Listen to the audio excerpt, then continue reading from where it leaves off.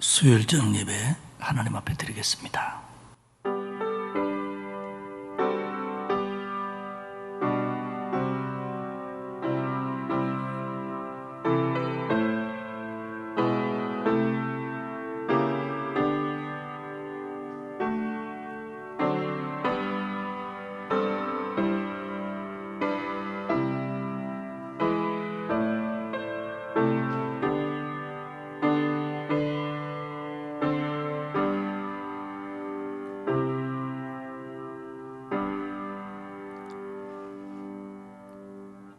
우리와 늘 함께 하시는 하나님의 은혜와 사랑 진심으로 감사를 드립니다.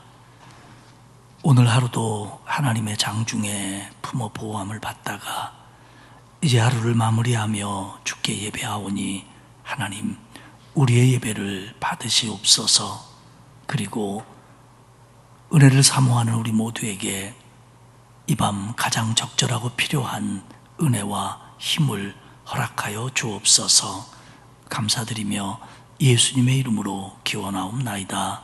아멘. 309장 찬송하겠습니다. 이 찬송 부르고 백경숙 원사님 기도하시겠습니다.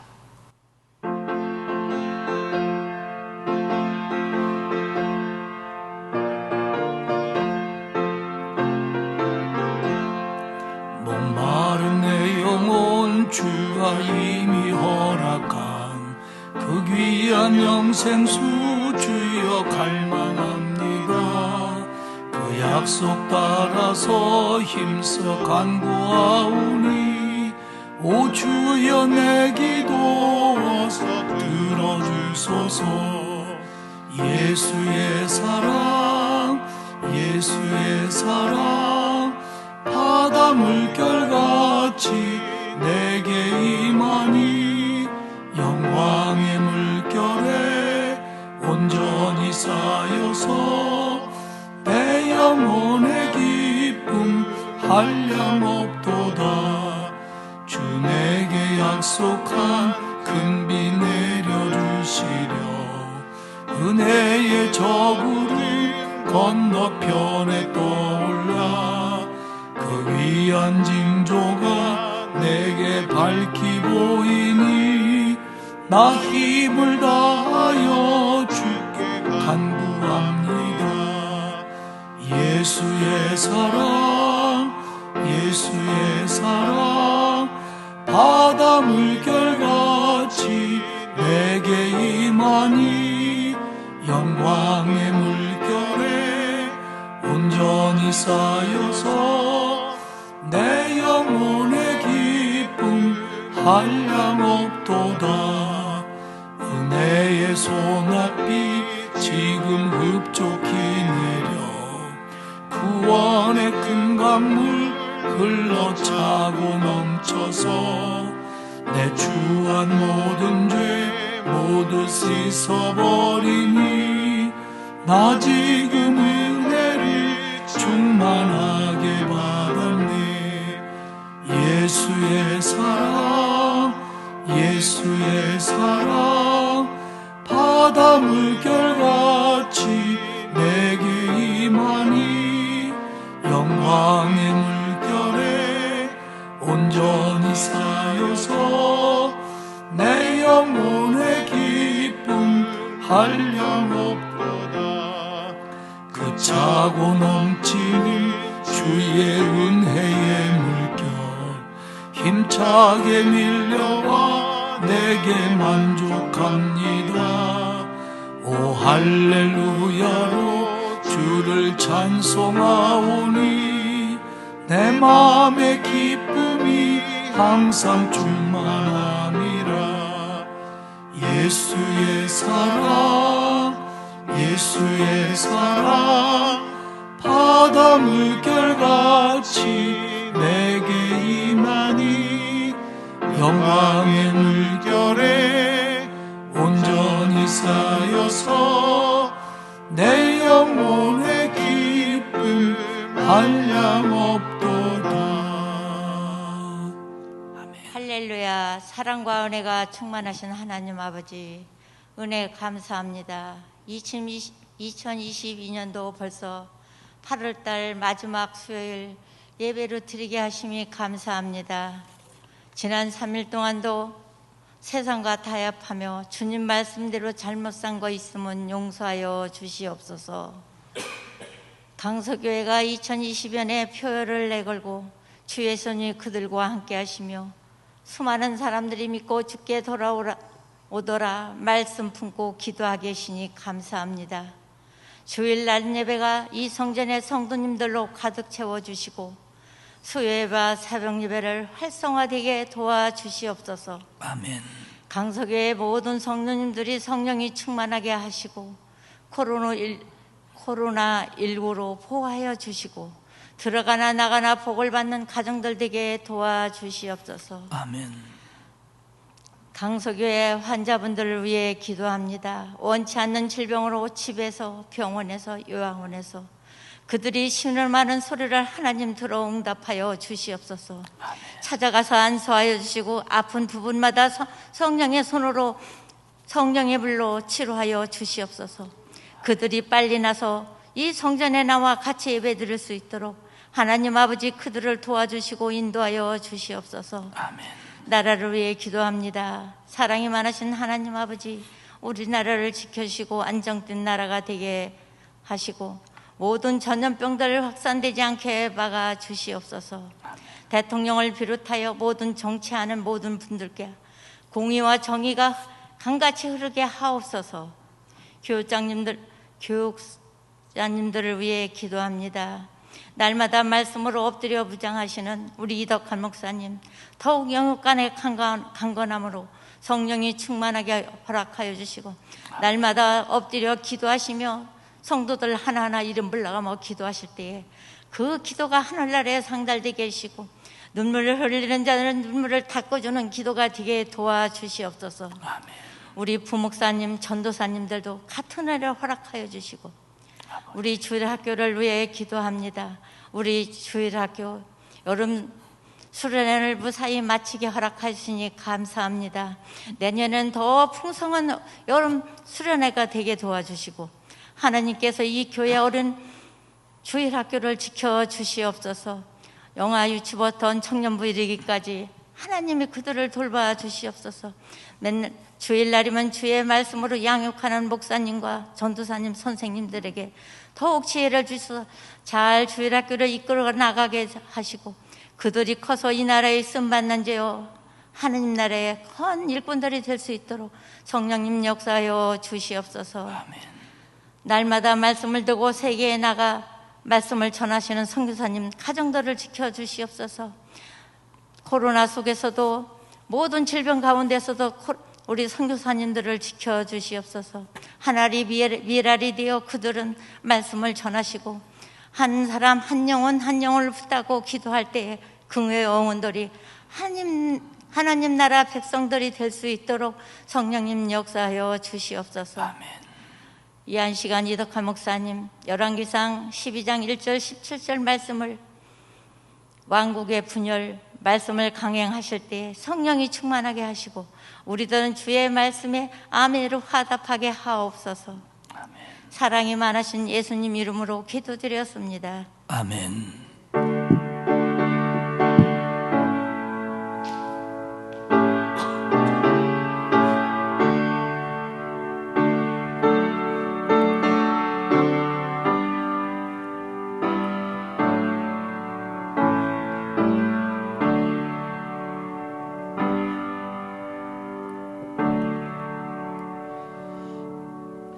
하나님의 말씀은 열왕기상 12장 1절입니다. 제가 가지고 있는 성경으로 534페이지고요. 열왕기상 12장 1절에서 17절까지 저하고 여러분이 한 절씩 교독하겠습니다. 르호보암이 세겜으로 갔으니 이는 온 이스라엘이 그를 왕으로 삼고자 하여 세겜에 이르렀음이더라. 느바세 아들 여로보암이 전에 솔로몬 왕의 얼굴을 피하여 애굽으로 도망하여 있었더니 이제 그 소문을 듣고 여전히 애굽에 있는 중에 무리가 사람을 보내 그를 불렀더라. 여로보암과 이스라엘의 온 회중이 와서 르호보암에게 말하여 이르되 왕의 아버지가 우리의 멍에를 무겁게 하였으나 왕은 이제 왕의 아버지가 우리에게 시킨 고역과 매운 무거운 멍에를 가볍게 하소서. 그리하시면 우리가 왕을 섬기겠나이다. 르호보암이 대답하되 갔다가 3일 후에 다시 내게로 오라 하매 백성이 가니라. 르호보암 왕이 그의 아버지 솔로몬의 생전에 그 앞에 모셨던 노인들과 의논하여 이르되 너희는 어떻게 충고하여 이 백성에게 대답하게 하겠느냐. 대답하여 이르되 왕이 만일 오늘 이 백성을 섬기는 자가 되어 그들을 섬기고 좋은 말로 대답하여 이르시면 그들이 영원히 왕의 종이 되리이다 하나. 왕이 노인들이 자문하는 것을 버리고 자기 앞에 모셔있는 자기와 함께 자라난 어린 사람들과 의논하여 이르되 너희는 어떻게 자문하여 이 백성에게 대답하게 하겠느냐. 백성이 내게 말하기를 왕의 아버지가 우리에게 매운 멍에를 가볍게 하라 하였느니라. 함께 자라난 소년들이 왕께 아뢰어 이르되 이 백성들이 왕께 아뢰기를 왕의 부친이 우리의 멍에를 무겁게 하였으나 왕은 우리를 위하여 가볍게 하라 하였은즉 왕은 대답하기를 내 새끼 손가락이 내 아버지의 허리보다 굵으니 내 아버지께서 너희에게 무거운 멍에를 매게 하였으나 이제 나는 너희의 멍에를 더욱 무겁게 할지라. 내 아버지는 채찍으로 너희를 징계하였으나 나는 전갈 채찍으로 너희를 징계하리라 하소서. 3일 만에 여로보암과 모든 백성이 르호보암에게 나아왔으니 이는 왕이 명령하여 이르기를 3일 만에 내게로 다시 오라 하였음이라. 왕이 포악한 말로 백성에게 대답할세 노인의 자문을 버리고 어린 사람들의 자문을 따라 그들에게 말하여 이르되 내 아버지는 너희의 멍에를 무겁게 하였으나 나는 너희의 멍에를 더욱 무겁게 할지라. 내 아버지는 채찍으로 너희를 징계하였으나 나는 전갈 채찍으로 너희를 징치하리라 하니라.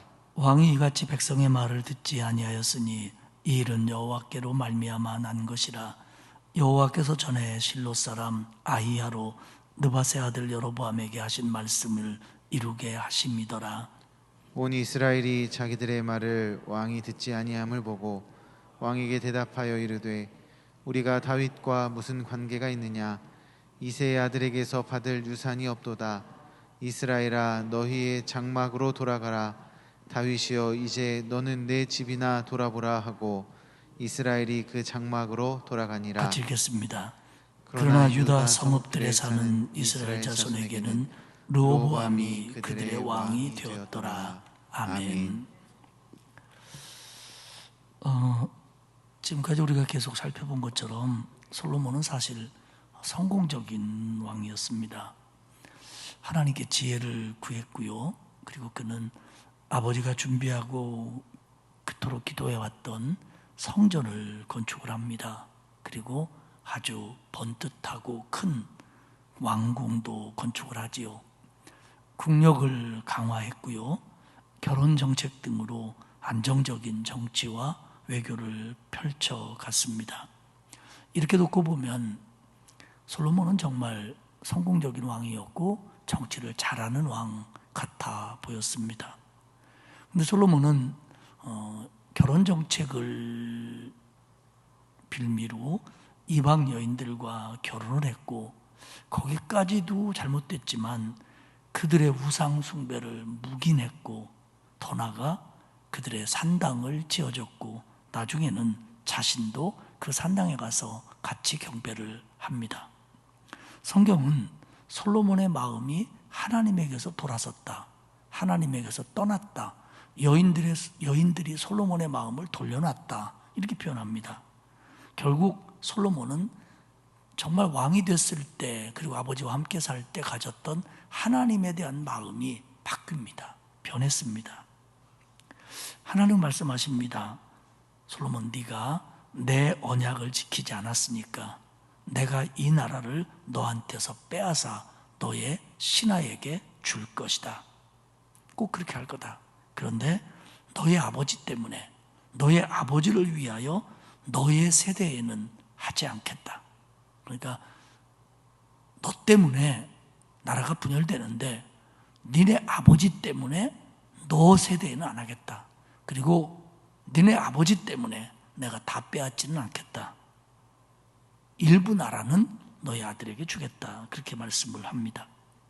결국 이제 사울, 다윗, 솔로몬 3대에 걸쳤던, 가족은 아니지만 세 번째 왕까지 왔던 이 통일 왕국이 분열이 됩니다. 사실 사울이 이스라엘의 첫 번째 왕이 된 후에 두 번째는 사울의 아들이 아닌 다윗이 왕이 되죠. 이거에 대해서 불만을 가진 사울의 지지자들이 사울의 아들 이스보셋을 왕으로 추대합니다. 그래서 한 나라의 왕이 둘이 있었고 이 내전 기간이 7년 반이 갑니다. 이런 세월을 거쳐서 겨우 통일된 왕국이고 겨우 통일된 이스라엘이었었는데 그만 다윗이 지나고 솔로몬이 지나니까 다시 분열이 됩니다. 이스라엘이 이때 분열해가지고 북왕국이 망하고 남왕국이 망할 때까지 계속 분열된 상태였었고요. 결국 바벨론 포로에서 돌아온다고 하지만 북왕국 사람들은 북왕국에서 그 아수르의 침략을 받아가지고 이렇게 혼혈이 됐기 때문에 뒤에 다시 얘기하겠지만 북왕국 10지파는 그게 어떻게 된 건지 진짜 누가 어떤 지파인지도 가늠할 수 없는 잃어버린 북왕국 10지파라고 불리우는 사람들이 되고 맙니다. 11장 43절에 보면 솔로몬이 죽었고 그의 아들 르호보암이 왕이 됐다라고 등장합니다. 그러니까 이제 르호보암이 왕이 됐습니다. 근데 우리가 11장 후반부에서 눈여겨봐야 될 한 사람이 등장하는데 그 사람이 바로 여로보암이죠. 선지자 아하이야가 이 여로보암에게 와서 하는 말이 자기 옷을 12조각으로 찢고 하나님이 너에게 이스라엘의 10지파를 주실 거다라고 왕국이 분열되고 여로보암이 10지파의 왕이 될 거라는 걸 예언합니다. 근데 이 이야기를 솔로몬이 알게 되었고 솔로몬은 그 여로보암을 죽이려고 하자 여로보암은 애굽으로 피신합니다. 이런 상태에서 이제 솔로몬은 죽었고 르호보암이 왕이 되자 사람들은 애굽에 있는 여로보암에게 연락해서 이제 돌아와라, 솔로몬이 죽었다 얘기해서 그가 돌아옵니다. 열왕기상 12장은 1절에 이렇게 시작해요. 르호보암이, 솔로몬의 아들이 세겜으로 갔으니 이는 온 이스라엘이 그를 왕으로 삼고자 하여 세겜에 이르렀음이더라. 솔로몬의 아들 르호보암의 왕위 즉위식이 예루살렘에서 열리지 않고 세겜에서 준비가 됩니다. 세겜은 지금까지 이스라엘의 삶 속에서 굉장히 중요한 곳입니다. 이스라엘 백성들이 그 요단강을 건너와서 가나안을 정복한 다음에 여호수아가 세겜에서 하나님과의 언약을 재확인합니다. 그리고 나중에 북왕국을 10지파를 가지고 독립한 여로보암이 첫 번째 북왕국의 수도로 중심지로 잡은 도시가 세겜입니다. 물론 나중에는 사마리아가 됩니다마는 세겜이거든요. 그러니까 사실 솔로몬의 아들 르호보암도 예루살렘은 유다 지파의 땅이거든요. 그렇기 때문에 자기 지파의 땅보다는 지금 북왕국, 그리고 북쪽에 있는 여러 지파들의 분위기가 어떻다는 걸 아마도 솔로몬의 아들 르호보암은 알았던 것 같아요. 그래서 자기의 왕위 즉위식을 자기 지파의 땅인 예루살렘에서 하지 않고 다윗성에서 하지 않고 나중에 북왕국 땅이 되는 세겜에 가서 왕위 즉위식을 하는 겁니다. 상당히 의도적이었습니다. 거기서 이제 여로보암은 애굽으로 돌아왔고 그리고 많은 여로보암을 지지하는 사람들과 함께 르호보암에게 12장 4절에 이야기를 합니다. 왕이여, 왕의 아버지 솔로몬이 우리에게 멍에를 무겁게 하였으나 왕은 이제 왕의 아버지가 우리에게 시킨 고역과 매운 무거운 멍에를 가볍게 하십시오. 그렇게 해주면 우리가 당신을 왕으로 섬기겠나이다. 이렇게 여로보암이 얘기합니다. 이 부분이 여로보암이 애굽에서 돌아와서 르호보암이 왕이 되는 자리에서 이야기를 하는 겁니다. 그러면 그만큼 여로보암과 많은 이스라엘 백성들이 지금 가장 중요하게 여기는 문제가 바로 이거라는 겁니다.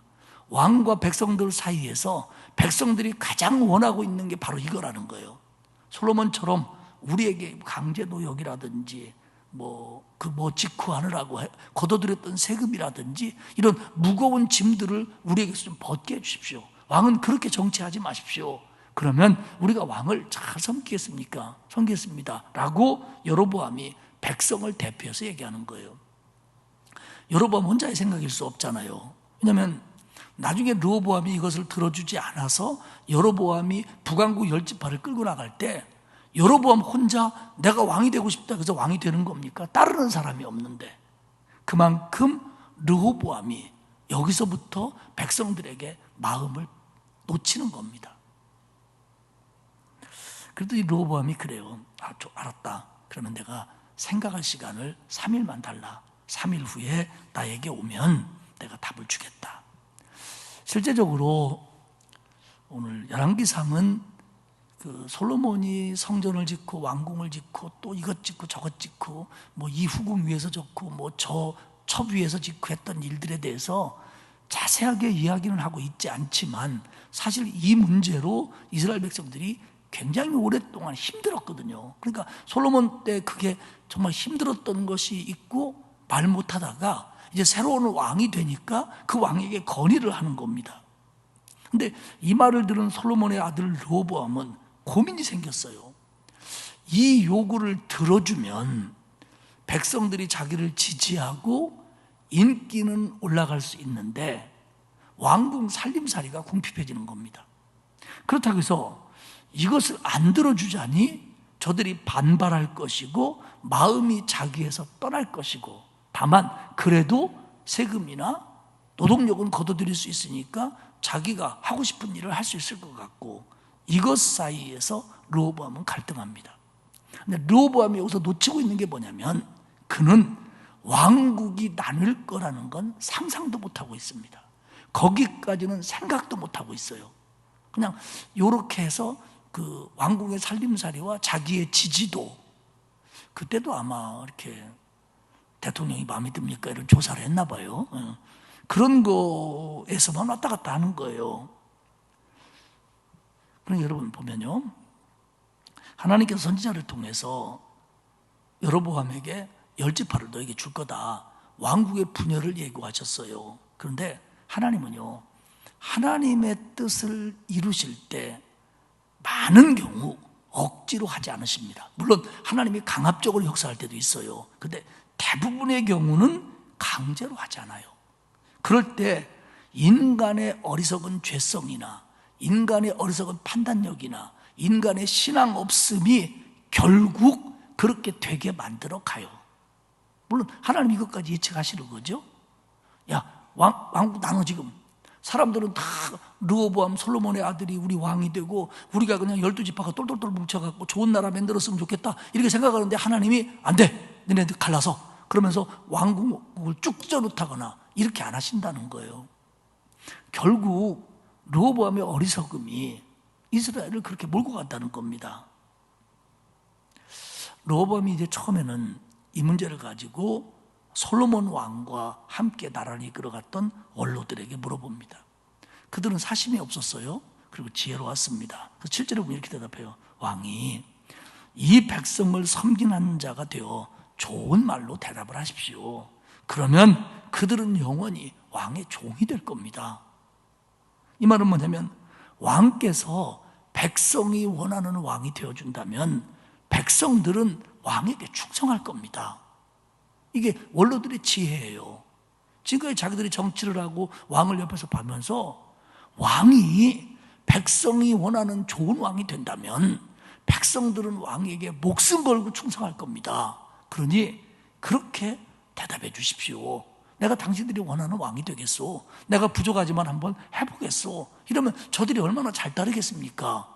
이런 조언을 해줬는데 르호보암이 이때 이 말을 따랐으면 얼마나 좋았을까요? 근데 그는 어리석어요. 자기 아버지가 가지고 있는 지혜도 없어요. 그래가지고 그렇게 하자니 참 왕의 가오는 이게 강단용어는 아닌데, 이건 가오가 안 쓸 것 같고, 그러니까 자기와 함께 자라난, 자기가 왕자였을 때 함께 지냈던 뭐 세도 있는 집 자제라든지 뭐 이런 친구들한테 물어보는 거예요. 근데 그들은 가난하고 힘든 백성의 심정을 모르는 사람들입니다. 그리고 어려움을 모르고 자란 사람들이에요. 그러니까 자기 친구인 왕에게 그렇게 얘기하는 거야. 야, 너 여기서 밀리면 계속 밀려. 첫날 밤부터 잡아야 돼. 여기서 많이 듣던 얘기죠. 너 이거 처음부터 잡아야 돼. 여기서 지면 끝까지 밀리는 거야. 그러니까 본때를 보여줘. 그들은 고생을 해봤어야지요. 그리고 뭐 하인 두고 종 두고 지네 원하는 거 다 하고 살아왔기 때문에 그들의 고생스러운 백성들의 마음을 몰라요. 그러니까 여기서 밀리면 너 왕이, 네가 왕인데 누가 너한테 뭐라고 하냐고. 그놈들 말에 말 안 들으면 다. 그러면서 이렇게 대답해라. 10절과 11절에 얘기하죠. 내 새끼손가락은 우리 아버지 허리보다 굵다. 내가 세. 그리고 나는 우리 아버지가 너희들에게 매게 한 멍에보다 훨씬 더 무겁게 할 거다. 내가 무서운 왕이야. 나 승질이 있어. 내 아버지는 채찍으로 너희들을 징계하였지만 나는 전갈 채찍으로 징계할 거야. 똑바로들 해. 13절에 얘기합니다. 왕이 포악한 말로 백성들을 위로하고 격려하고 그들의 마음을 알아주는 마음이 아니라 포악한 말로 백성에게 대답할세. 노인의 자문을 버리고. 그러니까 이 원로들이 지혜롭게 얘기해 준 걸 듣지 않고 그 어리석은 저하고 비슷한, 아주 어리지도 않아요. 40이 넘어서 왕이 됐어요. 르호보암이. 그런데 그냥 그 원로들에 비해서 어리다는 표현이지. 그래가지고 그러는 거예요. 그래도 제 아버지는 왕이 될 때 하나님 앞에 지혜를 구했는데 르호보암은 지혜를 가르쳐줘도 따르질 않는 거예요. 그랬더니 백성들이 화가 났습니다. 16절에 이렇게 얘기해요. 우리가 다윗과 무슨 관계냐? 우리가 다윗 가문과 다윗 왕조와 우리하고 무슨 상관이 있느냐? 이새의 아들에게서, 다윗에게서, 다윗의 자손에게서 받을 유산이 우리는 없다. 이스라엘아, 너의 장막으로 돌아가라. 우리 각자 알아서 하자. 그리고 다윗이여, 야 솔로몬, 르호보암, 니네들 다 이제 내 집이나 돌아봐라. 니네 집 하나 돌아봐라 하고 이스라엘이 그 장막으로 돌아가니라. 결국 르호보암 왕과 백성들의 목소리를 대표하는 여로보암의 협상이 결렬이 됩니다. 그리고 이제 왕국은 분열의 길로 달려가는 거죠. 그래서 이스라엘이 나라가 나뉩니다. 북왕국은 여로보암을 중심으로 10지파가 북왕국 이스라엘을 세웁니다. 첫 번째 수도는 세겜이었고요. 남왕국은 르호보암이 유다지파와 베냐민지파 두 지파를 가지고 남왕국 유다를 세웁니다. 그리고 예루살렘을 수도로 계속 이어갑니다. 그러면 10대이면 5대1 정도 되잖아요.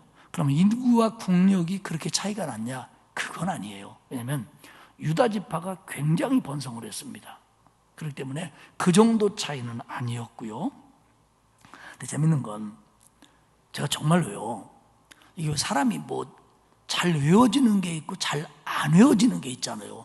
제가 이 르호보암하고 여로보암하고 얼마나 헷갈렸는지 몰라요. 왜 돌림자가 보암이야?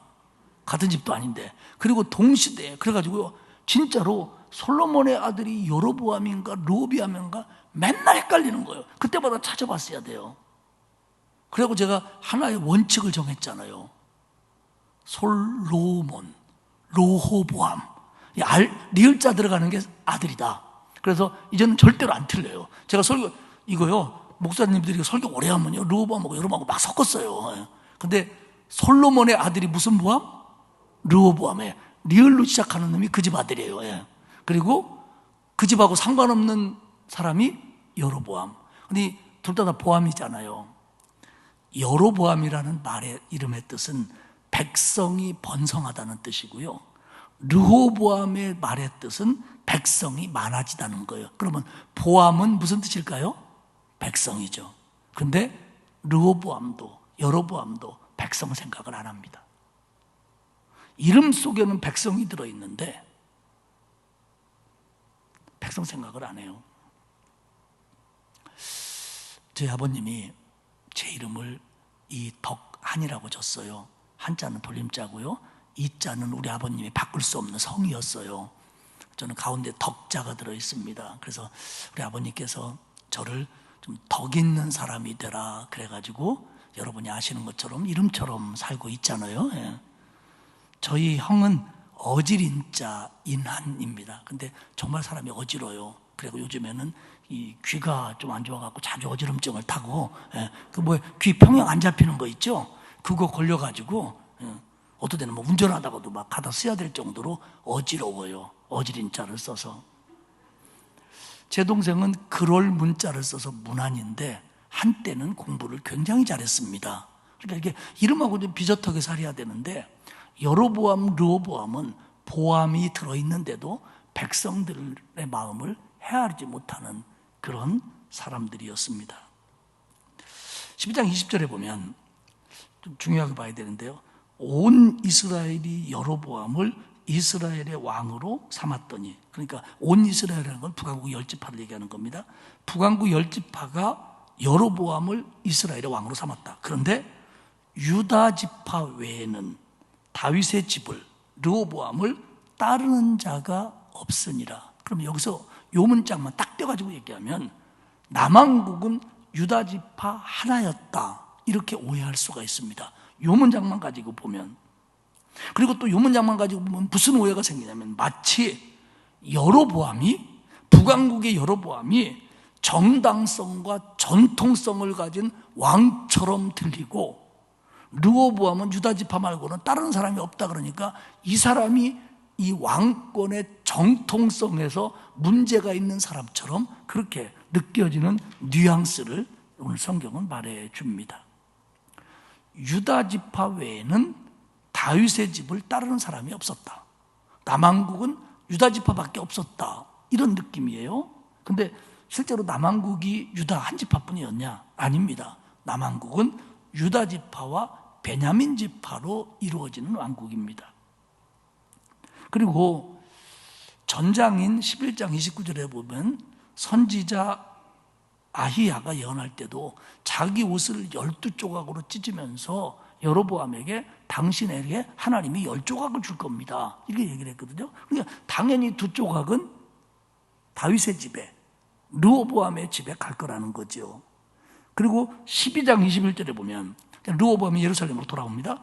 르호보암이 예루살렘에 이르러 유다 온 족속과 베냐민 지파를 모으니 택한 용사가 18만 명이라. 그러니까 이제 화났잖아요. 자기를 배신하고 그들이 북왕국을 세우니까 예루살렘에 돌아와서 자기를 지지하는 유다 지파와 베냐민 지파의 장정들을 모아서 북왕국과 전쟁을 하려고 계획을 세우는 겁니다.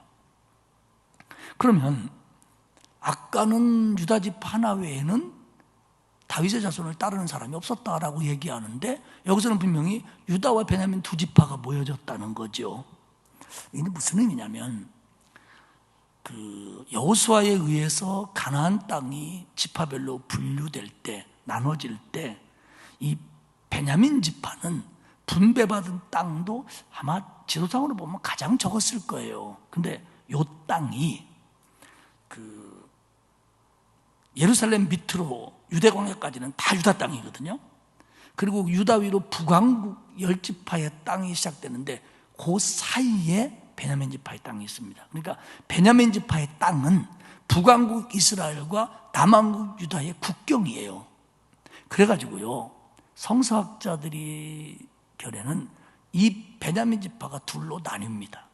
그래서 많은 사람들이 유다 지파로 가고요, 일부가 북왕국으로 갑니다. 북왕국으로도 갔어요, 베냐민 지파가. 그리고 나중에는 이들이 남왕국에 와가지고 베냐민 지파가 그렇지 않아도 많지도 않은데 그것도 일부는 북왕국으로 갔기 때문에 이 베냐민 지파가 유다 지파에 거의 흡수되다시피 해서 베냐민 지파라고 하는 어떤 그 지파의 그런 것들이, 베냐민 지파라고 하는 지파는 있지만 거의 유다 지파에 휩쓸려서 하나의 지파처럼, 그래서 유다 왕국으로, 유다로 그렇게 이제 살아갑니다. 앞에 조금 말씀드린 것처럼 북왕국에 있었던 10지파들은요, 주전 722년에, 그러니까 남왕국이 망하기 훨씬 전에 150년 전쯤에 북왕국이 아수르에 의해서 망합니다. 그렇죠? 근데 아수르는 북왕국이 망한 다음에 남왕국은, 나중에 멸망시킨 바벨론은 남왕국 유다의 정치인, 종교인, 똑똑한 사람들을 바벨론으로 끌어가지만, 그 전에 북왕국을 멸망시킨 아수르는 그렇게 하지 않고 외국에 있는 이방인들을 북왕국 땅으로 이사시키고 이주시켜서 이걸 다 섞어 놓습니다. 그래서 혼혈이 되지요. 그래서 그런 사람을 나중에 뭐라고 부르냐면 사마리아인이라고 부릅니다. 나중에 이제 북왕국의 중심 도시가 사마리아고 중심 지역이 사마리아가 되기 때문에 그들은 이제 지파를 잃어버리고요, 사마리아 사람이 돼버리는 거예요. 사마리아 사람. 그래서 예수님 당시에도 오히려 갈릴리 사람들은 없고 가난해서 천대받고 종교적으로 멸시받지만 사마리아 사람만큼은 아니었다는 거죠. 남왕국 유다 사람들은 이 북왕국 중심부에 있었던 세겜, 사마리아 뭐 이런 데 사람들을 사마리아인이라고 유대인 취급도 안 합니다. 사마리아인. 지금도 사마리아인은요, 우선 성경을 따로 쓰고요, 사마리아 오경이라고, 그 사람들은 창세기, 출애굽기, 레위기, 민수기, 신명기만을 봅니다. 그리고 절기도 유다하고 다르고요, 그리고 절기를 지키는 방법도 독특하고요, 많이 달라요. 지금은 이스라엘 땅에 살지만. 그러니까 이런 북왕국이 남왕국과 갈라지면서 북왕국의 지파로서의 독특성들이 사라지고 이제는 사마리아인이 돼버리는 겁니다. 어쨌든 르호보암은 유다 지파와 베냐민 지파의 군인들을 소집해서 북왕국과 전쟁을 일으키려고 했어요. 그런데 22절 24절에 보면 하나님의 말씀이 선지자 스마야에게 임해서 그가 뭐라고 하냐면, 여호와의 말씀이 너의 형제 이스라엘 자손과 싸우지 말고, 24절이죠, 각기 집으로 돌아가라. 이 일은 하나님으로 말미암아 난 것이라고 하나님이 그렇게 말씀하셨다. 이건 하나님이 하신 거니까 너네가 어떻게 할 수 없는 일이라고 하셨다. 그러니까 그들이 여호와의 말씀을 듣고 말씀에 따라 돌아갑니다. 그래서 북왕국과 남왕국의 전쟁은 일어나지 않고 일단락이 돼요. 일단. 그리고는 이제 뒷얘기는 북왕국 이스라엘의 얘기입니다. 25절에 보면 에브라임 산지에 세겜을 건축하고, 세겜이 조그만한 마을이었는데 세겜을 수도로 여로보암이 정하는 겁니다. 그런데 이 여로보암의 그 첫 번째 걱정은 뭐냐면, 그 당시에 국경이 제대로 있는 것도 아니고요, 여권이 있는 것도 아니고, 이게 남왕국 북왕국 사람들이 왔다리 갔다리 하고, 특별히 그 베냐민 지파의 땅은 이게 국경 비슷하게 되어 있기 때문에 남왕국 사람이 북왕국 가고 북왕국 사람이 남왕국 가는 데는 아무런 문제가 없어요. 그래서 선지자들도 보면 북왕국에서 태어난 사람이 남왕국에 와서 활동하기도 하고, 남왕국 사람이 북왕국에 가서 말씀을 전하기도 하고 그래요. 이들의 국경이라는 건 거기 뭐 산이 있고 좀 이래서 그렇지 국경이 아니에요. 그러면 절기가 되면, 예배드리는 때가 되면 북왕국 이스라엘의 남자들이 예전처럼 남왕국이 되어버린 예루살렘 성전에 가서 거기서 제사하고 예배드리면서 남왕국에 물들까 봐, 이게 여로보암의 걱정인 거예요. 27절에 뭐라고 하냐면, 북왕국 사람들이 성전에 예배드리러 가게 되면 나를 죽이고, 여로보암 생각해요, 갔다 와서 르호보암하고 짝짝꿍 해가지고 반역을 일으켜서 나를 죽이고 르호보암에게 가게 될 거다라는 염려를 북왕국 왕인 여로보암이 하기 시작하는 겁니다.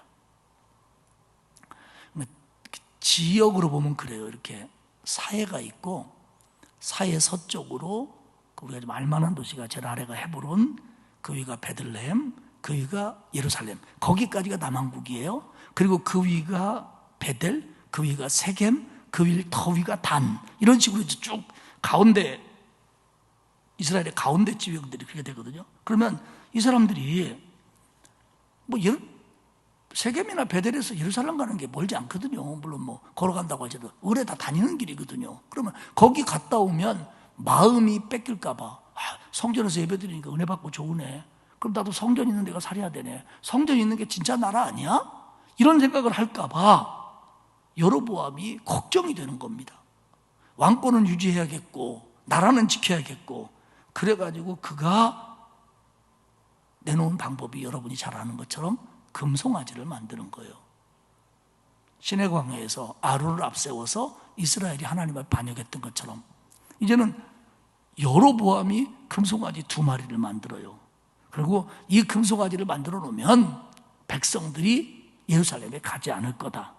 그러면서 그 얘기하는 거예요. 이것이 너희를 애굽 땅에서 인도해낸 신이다. 이렇게 얘기를 하는 거예요, 그 사람들에게. 성서학자들은 여로보암이 이게 하나님이다 이렇게 말하지는 않았을 거라는 거예요. 사람들이 그렇게 믿지는 않으니까. 뭐라고 얘기했을 거냐면, 이게 언약궤처럼, 성전에 있는 언약궤처럼 하나님의 임재의 상징이다, 우리를 인도한 하나님의 임재의 상징이다 라고 하는 것이 우리의 예상과는 달리 그들에게 먹혔다는 거예요.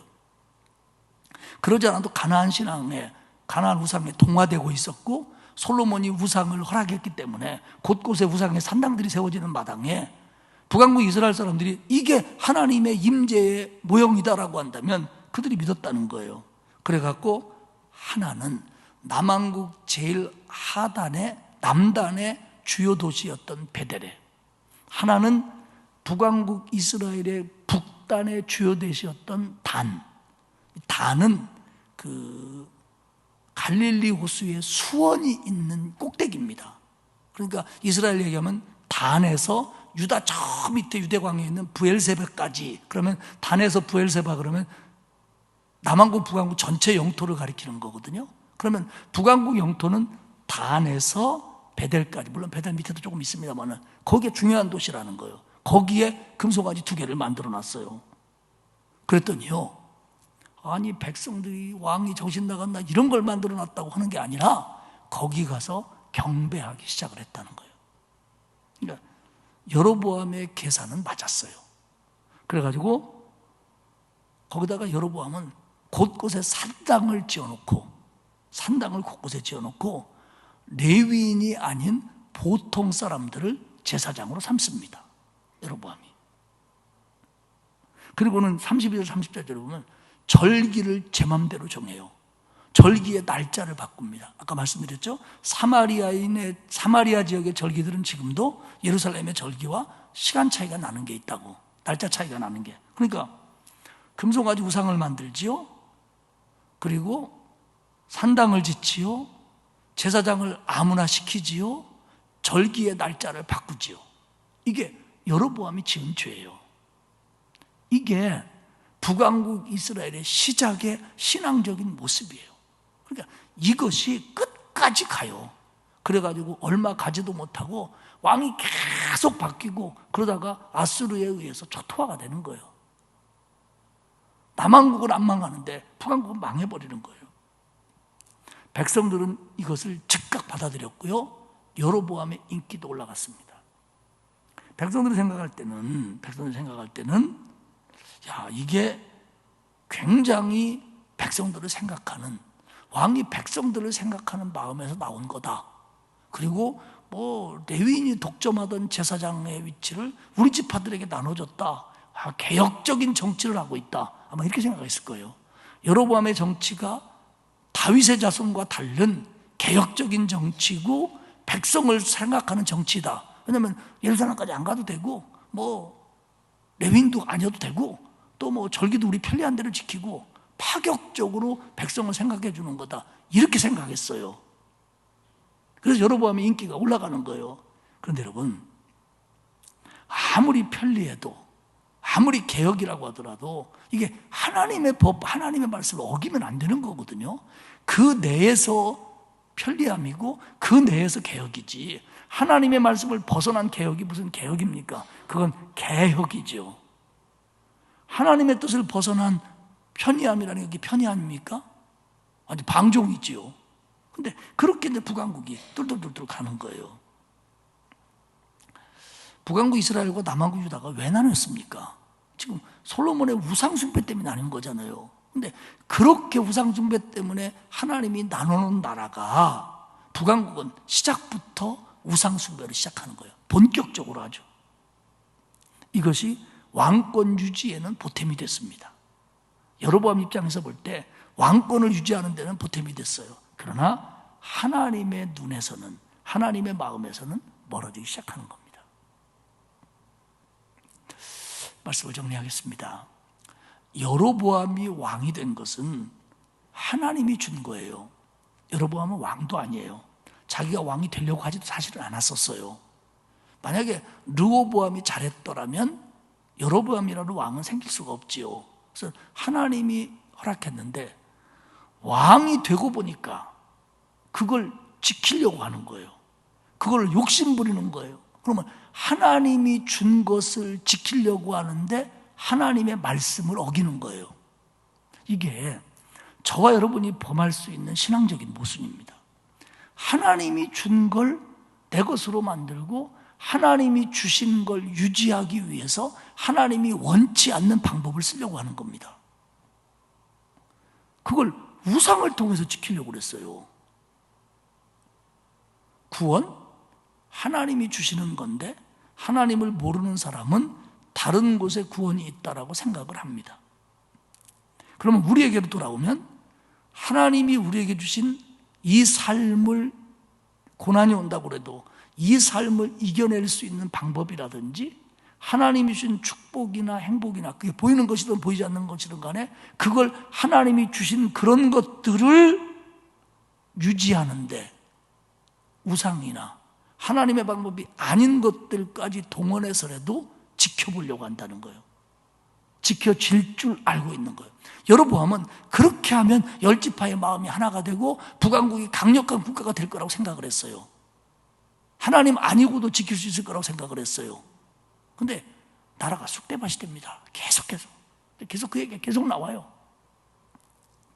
결국 금송아지를 만들어 놓고 산당을 짓고 그리고 마음으로 하나님을 내보내고 다른 것들로 채우고, 우리는 하나님 아닌 어떤 상들이, 어떤 신이라고 불리우는 것들이 우리에게 구원을 줄 거다라고 우리는 착각하지는 않습니다. 우리가 범할 수 있는 건 다시 얘기하지만 하나님이 내게 준 것들을 지키려고, 더 많이 가지려고, 분명히 붙잡아 두려고 하나님의 명령을 어기는 줄 알면서까지 어긴다는 겁니다. 그러면 더 지켜질 줄 알고, 더 많아질 줄 알고, 더 행복해질 줄 알고, 순간 착각하는 거죠. 지혜가 없으니까. 여호와를 경외하는 게 지식의 지혜의 근본인데 그걸 뺏기고 나면 엉터리 지혜로 인간적인 방법을 만들어낸다는 거죠. 그러면 결국 거기서 그 마음을 갖는 건 뭐냐면 마음의 우상을 또 하나 만드는 거예요.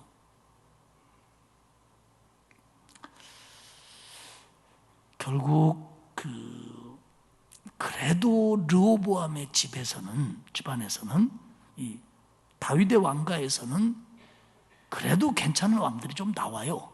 근데 이 북왕국에서는 왕권도 막 바뀌고 막 이상한 막 여자가 시집 와서 막 난리치고 그런 여자들이 곧 다 나와요. 그래가지고 이게 아주 엉망이 되는, 그 북왕국, 하나님의 나라라고 부르기도 어려울 정도로 이름은 이스라엘인데 이스라엘이 되지 못하는 그런 역사의 길로 가다가 결국 아까 말씀드린 것처럼 망하고 그냥 사마리아인이 되어버리는 그런 사람들로 전락을 한다는 겁니다. 그 시초가 지금 이렇게 시작을 하고 있습니다. 사랑하는 여러분, 우리가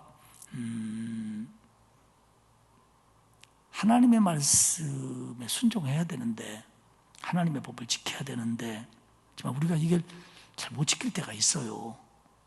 참 어떻게 나도 모르게 못 지켜. 그러면 또 회개하고 고치고 바로잡고, 하나님이 다윗을 좋아했던 이유가 그거거든요.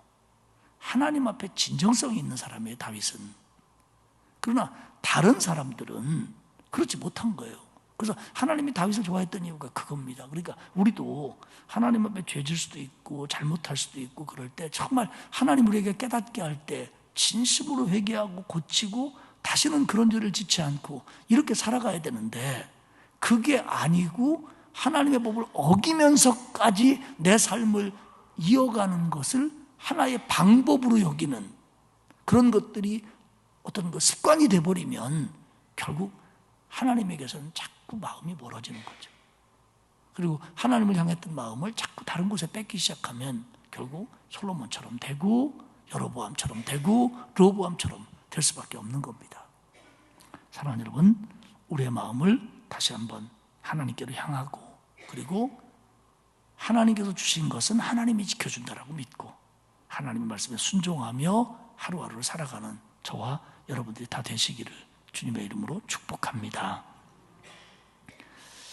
하나님 고맙습니다. 솔로몬 이후에 북왕국 이스라엘과 남왕국 유다로 나뉘어지는 역사를 보면서 하나님의 자리를 다른 것으로 대신할 때, 하나님을 향했던 마음들을 다른 것에게 뺏길 때, 하나님이 주신 것을 다른 것들 힘을 통하여 지켜보려고 할 때 얼마나 어리석은 결과가 나타난다는 걸 우리가 깨달았습니다. 하나님, 우리에게 지혜를 더하시어서, 신앙의 지혜를 더하시어서 우리를 유혹하고 우리를 넘어뜨리고 우리를 방해하는 모든 것들과 살면서 믿음으로 승리하는 하나님의 백성들 다 되도록 만들어 주옵소서. 예수님의 이름으로 기도드리옵나이다. 아멘. 299장 찬송하겠습니다.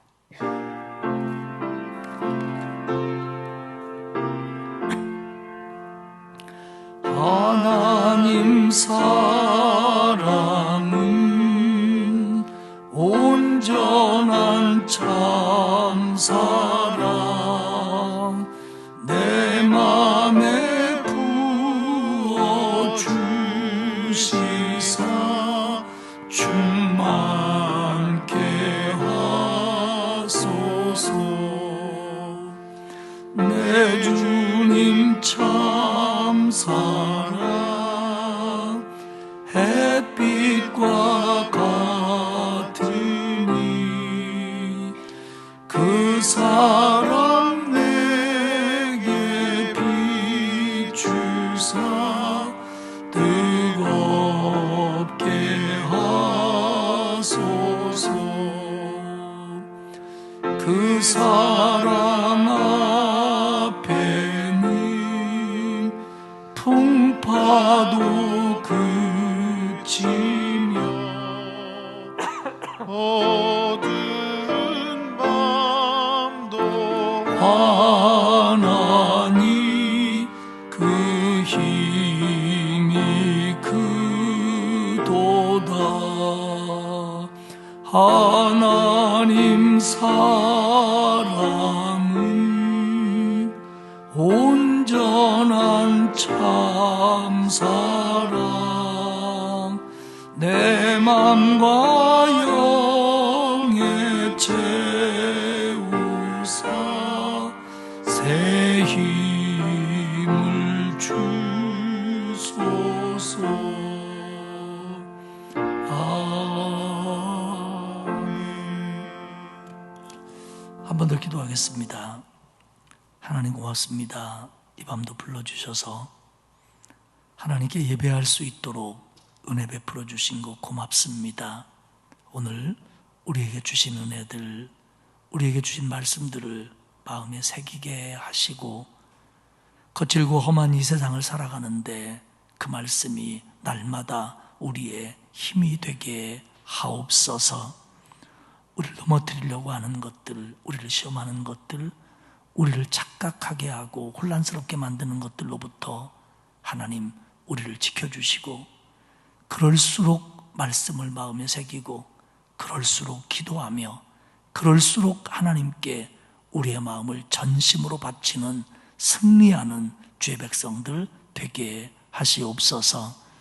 남은 주간도 하나님이 지켜주셔서 코로나19로부터 보호해 주시고 또 여러 가지 위험과 사고로부터 더위로부터 지켜주시어서 믿음으로 승리하는 한 주간이 되게 하시고 질병으로 고통받는 성도들 또 코로나 후유증으로 힘들어하는 성도들을 주님 치유하시고 강건케 하시옵소서. 우리 아이들이 이제 개학을 했고 또 하고 있는데 하나님 함께 하셔서 공부할 때 지혜를 주시고 또 안전하도록 보살펴 주옵소서. 이 밤에 하나님께 예물 드린 손길이 있습니다. 하나님 받으시고 은혜와 복을 내려 주옵소서. 감사드리며 예수님의 이름으로 기도합니다. 아멘. 하늘에 계신 우리 아버지, 아버지의 이름을 거룩하게 하시며 아버지의 나라가 오게 하시며 아버지의 뜻이 하늘에서와 같이 땅에서도 이루어지게 하소서. 오늘 우리에게 일용할 양식을 주시고 우리가 우리에게 잘못한 사람을 용서하여 준 것 같이 우리 죄를 용서하여 주시고 우리를 시험에 빠지지 않게 하시고 악에서 구하소서. 나라와 권능과 영광이 영원히 아버지의 것입니다. 아멘.